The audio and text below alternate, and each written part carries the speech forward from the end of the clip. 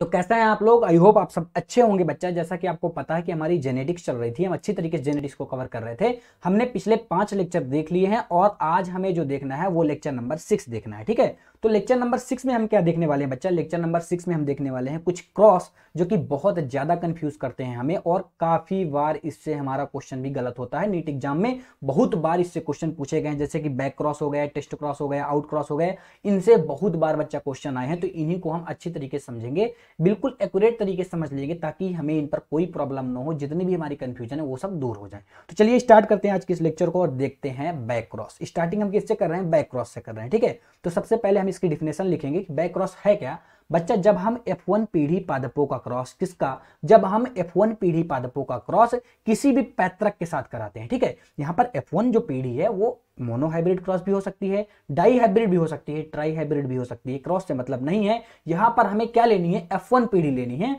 और किसी भी पैतृक के साथ करानी है। अब आप पूछेंगे भैया ये किसी भी पैतृक के कहने का क्या मतलब है, तो वो हम एग्जांपल के थ्रू बच्चा समझेंगे। देखिए पहले तो हमने F1 पीढ़ी ली, ऐसे हम F1 पीढ़ी निकालते हैं। मैंने मोनोहाइब्रिड क्रॉस लिया है, F1 पीढ़ी हमारी निकल चुकी है। ठीक है, अब मैं F1 पीढ़ी लेता हूं और इसका किसी भी पैतृक मतलब या तो उसके प्रभावी पादप के साथ या तो उसके अप्रभावी पादप के साथ क्या करवा देता हूं, क्रॉस करवा देता हूं। और यही क्रॉस क्या कहलाता है, बैक क्रॉस कहलाता है। अगर आप प्रभावी के साथ करवाइए या आप अप्रभावी के साथ करवाइए तो क्रॉस क्या होगा, बैक क्रॉस होगा। ठीक है, अब हम देखते हैं जो बैक क्रॉस है वो कितने टाइप का होता है बच्चा। तो जो बैक क्रॉस है वो 2 टाइप का होता है। ठीक है, जिनमें से पहला प्रकार है टेस्ट क्रॉस। अब यहां पर एक चीज आप क्लियर करिए कि जो टेस्ट क्रॉस है ये बैक क्रॉस का एक टाइप है। ठीक है, अब हम लिखेंगे टेस्ट क्रॉस की डिफिनेशन। तो टेस्ट क्रॉस में बहुत ही सिंपल सी है कि हम F1 पीढ़ी पादपों का क्रॉस उसके अप्रभावी पादप के साथ करवाते हैं। यहां पर हमने क्या किया, F1 पीढ़ी तो वैसे ही ली, लेकिन इस बार जो पादप ले रहे हैं वो ओनली अप्रभावी पादप ले रहे हैं। ठीक है, एग्जाम्पल के थ्रू चीजों को समझते हैं। ये F1 पीढ़ी है, F1 पीढ़ी का क्रॉस मैंने किसके साथ कराया, अप्रभावी पादप के साथ करवाया, तो क्रॉस क्या हुआ, टेस्ट क्रॉस हो गया। ठीक है, अब हम इसको अच्छी तरीके से समझते हैं। ये यहाँ पर F1 पीढ़ी आपको सामने दिख रही होगी। ठीक है, अब मुझको अगर इनका क्रॉस कराना है तो सबसे पहले मुझे युग्मक बनाने पड़ेंगे। यहां पर 2 विषम युग्मक दिख रहे हैं और यहां पर सम युग्मिकी है, तो केवल एक युग्मक बनेगा। तो जब हम F1 पीढ़ी की बात करेंगे तो यहां पर कैपिटल टी और स्मॉल टी 2 युग्मक बनेंगे, जबकि अगर मैं अप्रभावी पादप की बात करता हूं तो वहां पर केवल एक युग्मक बनेगा जो कि स्मॉल टी होगा। अब हमें इनकी संतति ज्ञात करनी है, इनका रेशियो ज्ञात करना है, तो हमें चेकर बोर्ड की जरूरत पड़ेगी। हमने चेकर बोर्ड बनाया। ठीक है, तो जब हमने चेकर बोर्ड बनाया बच्चा तो हमने क्या देखा, कैपिटल टी का इसके साथ क्रॉस करा दीजिए और फिर स्मॉल टी का इसके साथ क्रॉस करा दीजिए, तो जो आएगा वो कुछ ऐसा आएगा। ठीक है, तो अब हमने यहां पर क्या देखा, यहां पर हमने देखा कि जो पहला पादप है वो तो लंबा है, लेकिन दूसरा पादप जो है वो क्या है, वो बौना है। तो इनका जो जीनोटाइप रेशियो आया वो कौन सा आया, 1:1 आया। ठीक है, अब यहां पर बच्चा ध्यान ये देना है कि जब भी आपकी टेस्ट क्रॉस की बात होगी और कभी भी आपका जीनोटाइप पूछा जाएगा तो हमेशा जीनोटाइप 1:1 के अनुपात में ही होगा, चाहे जितना बड़ा उसका अनुपात हो। ठीक है, अब हमें क्या देखना है, यहां पर कई बार नीट में ये क्वेश्चन आए हुए हैं और कई बार डायरेक्ट इसका जीनोटाइप पूछा गया, तो इसका जीनोटाइप जो है वो बहुत ज्यादा इंपॉर्टेंट है। जीनोटाइप कितना होगा बच्चा, 1:1 के अनुपात में होगा। ठीक है, अब बात यह आती है कि आखिर टेस्ट क्रॉस को करवाया किसने था, खोजा किसने था। तो टेस्ट क्रॉस को सर्वप्रथम मेंडल ने करवाया था। अब क्यों करवाया था भैया, मेंडल को क्या जरूरत पड़ी कि टेस्ट क्रॉस उन्होंने करवाया, तो वो भी हम अच्छी तरीके से समझेंगे, विथ एग्जांपल समझेंगे। उससे पहले हम ये देख लें कि आखिर मेंडल ने करवाया क्यों। ठीक है, तो क्यों करवाया बच्चा, क्योंकि उनको यह पता करना था कि जो F1 पीढ़ी है, जो F1 पीढ़ी है वो समयुग्मिकी है कि विषम युग्मिकी है। कहने का क्या मतलब है बच्चा, तो कहने का मतलब ये है, आप एग्जाम्पल के थ्रू समझिए। जब एक लंबे पादप का क्रॉस एक बौने पादप के साथ करवाया जाता है तो एक लंबा पादप होता है। ठीक है, लेकिन अब मेंडल कंफ्यूज तो हो ही गए कि जो ये वाला पादप है और जो ये वाला पादप है दोनों लंबे पादप हैं। अब मेंडल अंदर घुस के तो जीन नहीं देख सकते हैं कि कैपिटल टी और कैपिटल टी है तो ये प्योर होगा और एक कैपिटल टी स्मॉल टी है तो ये इम्प्योर होगा। ये बात मेंडल अंदर घुस के तो नहीं देख सकते थे, क्योंकि उनको जीन की नॉलेज तब नहीं थी, ना तो इतनी आधुनिकता थी कि वो जीन के बारे में देख पाए। तो वो क्या करवाते थे, एक तरीके का क्रॉस करवाते थे, जिससे उनको ये पता चल जाता था कि ये नंबर 1 मतलब ये शुद्ध पादप लंबा है कि ये अशुद्ध पादप लंबा है। ठीक है, वो कैसे करवाते थे आप एग्जाम्पल के थ्रू समझिए। पहले एग्जाम्पल की मैं बात करूंगा वो है मोनो हाइब्रिड टेस्ट क्रॉस। ठीक है, यहां पर मैं 2 कंडीशन आपको समझाऊंगा, दोनों कंडीशन अलग अलग रहेंगी और इन कंडीशन के जरिए आप क्लियर हो जाएंगे कि आखिर टेस्ट क्रॉस क्यों करवाया था मेंडल ने। बिल्कुल एकदम आपको क्लियर क्लियर होने वाला है यहीं पर, ठीक है। तो कंडीशन नंबर फर्स्ट लेते हैं। कंडीशन नंबर फर्स्ट में एक लंबे पादप और एक बौने पादप का जब क्रॉस कराया जाता है, अभी मिंडल को ये नहीं पता ये काम क्या कर रहे हैं, आप इमेजिन करिए जस्ट एक कहानी कि अभी मिंडल है और इनका क्रॉस करा रहे हैं एक लंबे पादप का एक बौने पादप के साथ। अभी मिंडल को ये नहीं पता कि जो लंबा है ये इम्प्योर वाला, ठीक है, मिंडल को ये बात नहीं पता, ठीक है। तो जब मिंडल ने करवाया, इन दोनों का क्रॉस करवाया, तब मिंडल ने एक चीज देखा कि 50% तो प्रभावी पादप हुए जो कि कैपिटल टी और स्मॉल टी थे, लेकिन 50% अप्रभावी पादप मतलब स्मॉल टी और स्मॉल टी, ठीक है। तो यहां पर मिंडल को जो रेशियो मिला, जो रिजल्ट मिला, वो क्या मिला कि 50% प्रभावी पादप और 50% अप्रभावी पादप मिले। अभी मिंडल को ये नहीं पता कि ये पादप कौन सा है, ठीक है। अब मिंडल ने सेकंड कंडीशन ली। सेकंड कंडीशन में फिर से एक बार लंबे पादप का क्रॉस एक बार बौने पादप के साथ हुआ, ठीक है। अभी भी मिंडल को नहीं पता कि ये प्योर वाला है, ठीक। दोनों मिंडल को अभी नहीं पते। अच्छी तरीके से चीजों को समझिएगा। जब मिंडल ने इनका क्रॉस कराया तो मिंडल ने क्या देखा कि इनके क्रॉस में दोनों पादप लंबे प्राप्त हुए। मिंडल ने क्या देखा बच्चा, सभी पादप लंबे प्राप्त हुए। तो मिंडल को ये चीज पता चल गई कि अगर इसका युग्मक, अगर कंडीशन नंबर फर्स्ट की मैं बात करता हूं, अगर इसमें लंबे और बौने दोनों पादप आ रहे हैं तो इसका F1 पीढ़ी पक्का इम्प्योर वाली ही होगी, क्योंकि इम्प्योर में लंबे और बौने पादप दोनों का युग्मक है, जैसा कि आपको सामने दिख रहा होगा, ठीक है। लेकिन प्योर वाले में ओनली टी ही आएगी, मतलब इन एवरी कंडीशन में जो पादप प्राप्त होने वाला है वो 100% प्रभावी पादप ही होगा। तो इससे क्या होता था, मिंडल को बच्चा पता चल जाता था कि टेस्ट क्रॉस के जरिए कि जो हमारी F1 पीढ़ी है वो समयुग्म की है कि विषम युग्म की है। आई होप ये चीज आपको अच्छी तरीके से समझ में आ गई होगी। अब सेकंड एग्जांपल की बात करता हूं जिसमें डाई हाइब्रिड टेस्ट क्रॉस हम लेंगे। डाई हाइब्रिड टेस्ट क्रॉस में क्या होता था, सीधी सी वही बात है कि मैंने F1 पीढ़ी ली, ठीक है। F1 पीढ़ी कैसे आई बच्चा, वो तो मैंने पहले ही बता दिया आपको, डाई हाइब्रिड क्रॉस तो हमने पढ़ ही रखा है। तो यहां पर मैंने क्या ली, यहां पर मैंने F1 पीढ़ी ली और इसका क्रॉस मैंने अप्रभावी पादप के साथ, किसके साथ बच्चा, अप्रभावी पादप के साथ करवाया। तो जब मैंने क्रॉस करवाया तो सबसे पहले मुझको F1 पीढ़ी के युग्मक बनाने चाहिए, ठीक है। युग्मक कैसे बनाते हैं मैंने आपको बहुत बार बता रखा है। इसमें 4 तरीके के हमें युग्मक मिल जाएंगे, ठीक है। चारों युग्मकों का क्रॉस हमें किसके साथ करवाना है। अगर मैं सेकंड वाले की बात करता हूं, अप्रभावी पादप की बात करता हूं, तो इनमें जो युग्मक फाइनल युग्मक आएगा वो स्मॉल r और स्मॉल y होगी। ओनली एक युग्मक ही बनेगा, जबकि F1 पीढ़ी में 4 तरीके के हमें युग्मक प्राप्त हुए। आई होप ये चीज आपको क्लियर हो गई होगी, ठीक है। अब हम जब इनका क्रॉस बच्चा करवाएंगे तो यहां पर क्रॉस हमें कैसे करवाना है। अब देखिए सिंपल सी बात है, क्रॉस करवाना भी मैंने आपको बता रखा है। आपको पहले 1 नंबर का क्रॉस 1 नंबर के साथ करवाना है, फिर 1 नंबर का क्रॉस 2 नंबर के साथ करवाना है, फिर 1 नंबर का क्रॉस 3 नंबर के साथ करवाना है, फिर 4 नंबर के साथ करवाना है। ऐसे ही आपको क्रॉस करवाते चले जाना है, जिससे आपको संतति मिलते चली जाएगी। आई होप ये चीज आपको बहुत सिंपल लग रही होगी, क्योंकि ये सिंपल है ही, ठीक है। ऐसे ही आपको क्या करना है, ऐसे ही आपको निकालते चले जाना है। आई होप ये चीज अच्छी तरीके से क्लियर हुई होगी, क्योंकि हम बहुत पहले से इस चीज को पढ़ते चले आ रहे हैं कि आखिर चेकर बोर्ड कैसे बनाते हैं, बहुत बार हमने पढ़ा है, ठीक है। तो जब हमने चेकर बोर्ड बनाया डाई हाइब्रिड क्रॉस का, जब हमने क्या किया, जब हमने चेकर बोर्ड बनाया तो यहाँ पर भी हमको कुछ रेशियो कुछ वो मिले, और इनमें भी हमारा जो अनुपात आया, जो हमारा जीनोटाइप रेशियो आया, वो कितना आया, 1:1:1:1:1।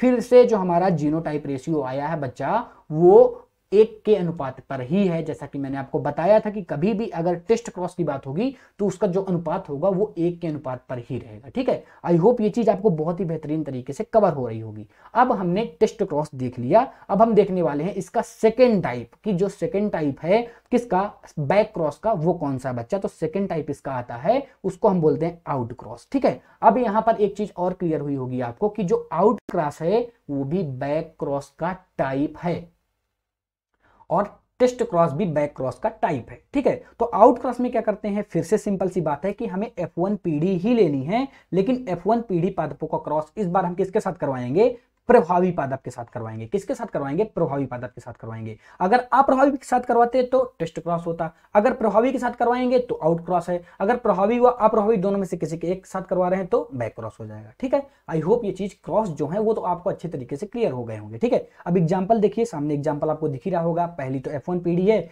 फिर उसका मैं क्रॉस किसके साथ करा रहा हूं, प्रभावी पादप के साथ करा रहा हूं, ठीक है। अब इसका क्रॉस कैसे करवाना है, सिंपल सी बात है, आपको पहले युग्मक बनाने पड़ेंगे, ठीक है। जब आप युग्मक बनाएंगे तो कुछ ऐसे युग्मक बनेंगे, चेकर बोर्ड आप बनाएंगे। चेकर बोर्ड बनाने के बाद जो आपको यहाँ पर रेशियो देखने के लिए मिलेगा बच्चा, वो बहुत ही अच्छा रेशियो है कि सारे पादप यहाँ पर लंबे हैं और ये जो सारे पादप लंबे हैं वो 100% प्रभावी हैं। क्या है बच्चा? 100% प्रभावी हैं। अब आपने क्या देखा, यहां पर एक चीज हमें देखने के लिए ये मिली कि यहां पर कोई अप्रभावी पादप बच्चा नहीं है। क्या है बच्चा? यहां पर कोई अप्रभावी पादप नहीं है। और अगर अप्रभावी पादप नहीं होगा तो यहां पर पॉइंट ये आता है कि यहां पर रोग प्रतिरोधक संतति प्राप्त हो जाएंगी।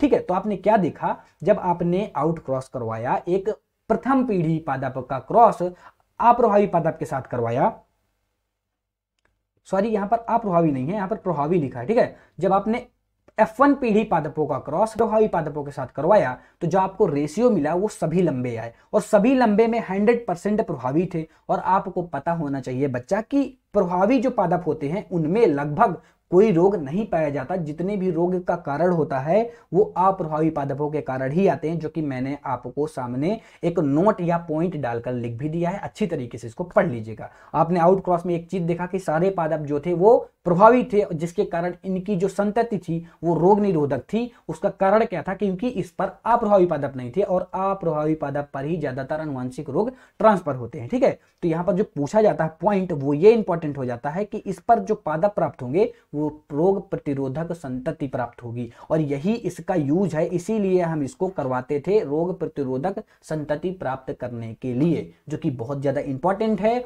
और नीट में आ चुका है। ठीक, ये चीज क्लियर हुई। अब आपने क्या देखा, अब आपने आउट क्रॉस भी देख लिया। अब आउट क्रॉस के बाद हमारा जो नेक्स्ट क्रॉस आता है वो आता है व्युत्पन्न क्रॉस। व्युत्पन्न क्रॉस क्या है बच्चा? लिंग बदलकर क्रॉस करवाना ही व्युत्पन्न क्रॉस कहलाता है। आखिर क्यों इसको करते थे, किस लिए करते थे? जैसे अभी तक हमने देखा वैसे इसका भी हम देखेंगे। इसमें हम कंडीशन नंबर फर्स्ट लेते हैं। ठीक है, कंडीशन नंबर फर्स्ट में जब मैंने लिया तो एक लंबे पादप का क्रॉस एक बौने पादप के साथ कराया। जो लंबा पादप है वो फीमेल है और जो बौना पादप है वो मेल है। जब मैंने इनका क्रॉस कराया तो जो मुझे पादप प्राप्त हुए वो सभी लंबे पादप प्राप्त हुए। It is clear. अब कंडीशन नंबर सेकंड हम लेते हैं। कंडीशन नंबर सेकंड में फिर मैंने पादप वही लिए हैं लेकिन लिंग इस बार बदल दी। जो पहले फीमेल था वो इस बार मेल हो चुका है और जो पहले मेल था वो इस बार फीमेल हो चुकी है। ठीक है, आप देखें तो जस्ट अपोजिट हो गई है, मतलब लिंग यहां पर बदल गई है। और जब लिंग बदलकर मैंने क्रॉस कराया तो मैंने रिजल्ट देखा, चौंकाने वाला रिजल्ट था कि दोनों सेम है। मतलब मेरे क्रॉस कराने का मतलब क्या था भैया? फिर मैंने व्युत्पन्न क्रॉस क्यों कराया? अगर कोई मतलब ही नहीं है तो क्यों कराया बच्चा? इसका मतलब है, भले इसका रेशियो सेम है, जो इनके रिजल्ट हैं दोनों कंडीशन पर सेम है, लेकिन इसका भी एक मतलब था। वो क्या था? अब अच्छी तरीके से समझिएगा। ठीक है, हमने जब क्रॉस कराया तो हमें यह पता चला कि जो मेंडल के परिणाम थे वो क्या हुए? परिवर्तित नहीं हुए। मतलब मेंडल के परिणामों पर। ठीक है, पॉइंट नंबर फर्स्ट।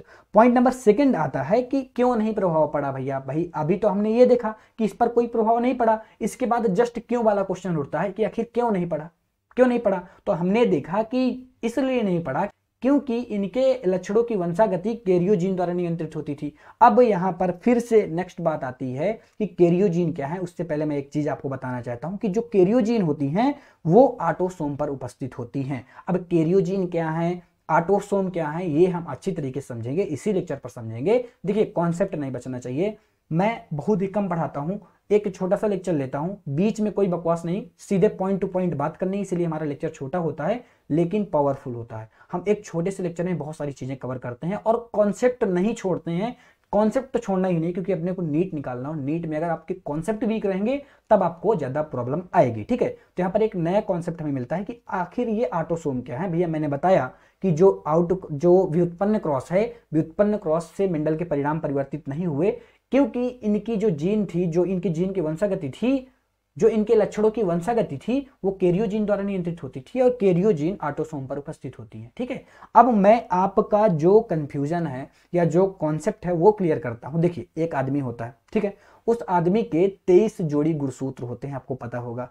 23 जोड़ी गुणसूत्रों में से एक जोड़ी जो गुणसूत्र होता है वो लिंग गुणसूत्र होता है और 22 जोड़ी जो गुणसूत्र होते हैं उनको हम दैहिक गुणसूत्र बोलते हैं, जिन्हें हम ऑटोसोम के नाम से जानते हैं। मतलब जो 22 जोड़ी गुणसूत्र होते हैं वो ऑटोसोम पर उपस्थित होते हैं, जिन्हें हम दैहिक गुणसूत्र बोलते हैं, और एक जोड़ी जो गुणसूत्र होता है उन्हें हम लिंग गुणसूत्र बोलते हैं। तो आपने एक चीज देखी कि जो एक जोड़ी गुणसूत्र जो लिंग गुणसूत्र है, मतलब जो लिंग पर प्रभाव करेगा कि वो बच्चा मेल है कि फीमेल है, ये सब लिंग पर प्रभाव पड़ेगा, वो तो ऑटोसोम पर पाया ही नहीं जा रहा है। और ऑटोसोम पर नहीं पाया जा रहा है इसीलिए तो परिणाम परिवर्तित नहीं हो रहे हैं। अगर ऑटोसोम पर पाया जाता तो परिणाम परिवर्तित होते। ये चीज आपको अच्छी तरीके से क्लियर हुई होगी। एक क्वेश्चन यहां पर मैं आपसे पूछना चाहता हूं कि शुक्राणु में ऑटोसोम गुणसूत्रों की आपको संख्या बतानी है। ऑप्शन आपके सामने है और ये वाला क्वेश्चन आपको करना है, कमेंट करना है, कमेंट के जरिए आपको बताना है। मैं आपका कमेंट में आंसर जरूर देखूंगा कि आपने सही दिया है या गलत दिया है। और अगर आपको मेरे लेक्चर में कोई प्रॉब्लम होती है तो एक बार मुझे बताया जरूर करिए यार कमेंट के जरिए, ताकि मैं देखूं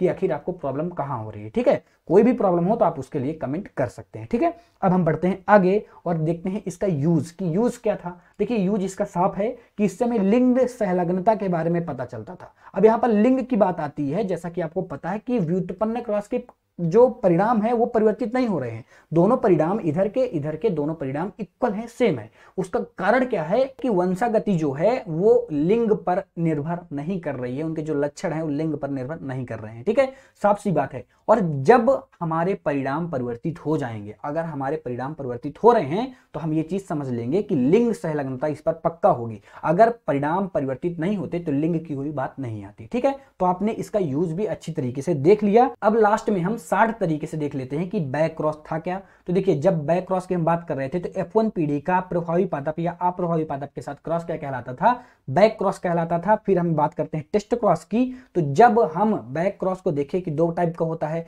जिनमें से पहला टाइप था टेस्ट क्रॉस। तो जब हम प्रभावी पादपों के साथ क्रॉस कराते हैं तो वो आउट क्रॉस है, जबकि अप्रभावी पादपों के साथ क्रॉस क्या कहलाता है, टेस्ट क्रॉस कहलाता है। दोनों चीजें आपको साफ साफ दिख रही होंगी, एक छोटे से ग्राफ में ही मैंने चीजें क्लियर कर दी। फिर से एक बार देखिएगा, जो बैक क्रॉस होता है वो 2 टाइप्स का होता है। अगर हम F1 पीढ़ी का क्रॉस प्रभावी पादप के साथ करवाते हैं तो वो क्या कहलाता है, आउट क्रॉस कहलाता है। और अगर अप्रभावी पादप के साथ करवाते हैं तो वो क्या कहलाता है, टेस्ट क्रॉस कहलाता है। और अगर अप्रभावी या प्रभावी दोनों के साथ में से किसी के एक साथ करवाते हैं और पूछते हैं क्रॉस क्या हो सकता है, तो बैक क्रॉस होगा। ठीक है, अब एक क्वेश्चन आपके सामने आता है, ये क्वेश्चन भी आपको स्वयं से करना है और इसी तरह सेकंड क्वेश्चन भी आपको ही करना है। ये भी आप ही के लिए बच्चा, इसको आप करेंगे, कमेंट के जरिए मुझे बताएंगे, जो भी प्रॉब्लम होगी वो मैं देखूंगा। ठीक है, तो आई होप ये चीजें, सारी चीजें जो हमने देखा आपको समझ में आ गया होगा, कोई प्रॉब्लम नहीं होगी। अगर आपको कोई प्रॉब्लम होती है तो आप कमेंट करके एक बार जरूर बताएं। और अच्छी तरीके से देखिए, हम चीजों को देखते हैं, कम समय में देखते हैं, क्योंकि हम इधर उधर की बातें नहीं करते, इसीलिए हमें समय जो है वो कम लगता है और बहुत ही छोटे से लेक्चर में बहुत सारी बातें हम कवर कर लेते हैं। आई होप ये लेक्चर आपको अच्छा लगा होगा, और अच्छा लगा हो तो लाइक एंड सब्सक्राइब जरूर करें। Thank you so much for watching. Tata bye bye.